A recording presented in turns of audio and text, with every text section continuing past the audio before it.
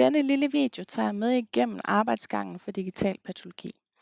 Bioanalytikeren her har været inde og hente patientprøver inde i klarmeldingsposten, som hun nu placerer i racket, der passer ind på scanneren.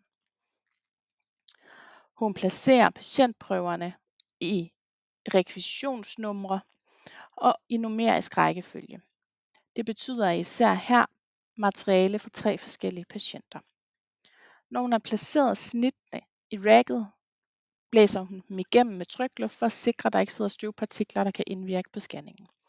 Hun åbner scanneren, placerer racket, lukker scanneren igen, hvorefter hun går over til computeren og starter scanningen. Det første, der sker her, er, at der bliver lavet en vurdering af scanneren og softwaren i forhold til, hvor mange glas, der er blevet placeret i racket, som kan ses her i venstre side.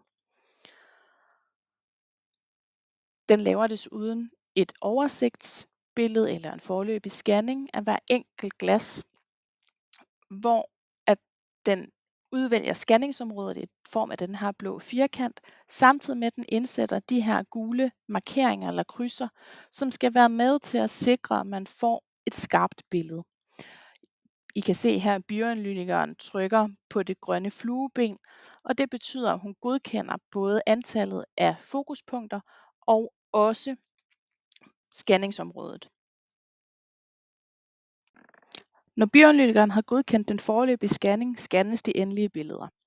Især her øverst i oversigtsbilledet, at der er røde og blå markeringer i området med vævet. Det røde indikerer, at billedet er uklart lige netop i det område. Derfor kvalitetssikres billedet af bioanalytikeren ved, at hun vurderer, om der er en god kontrast mellem farverne i det indscannede billede. Er der det, accepteres billedet og er klar til diagnostisk brug.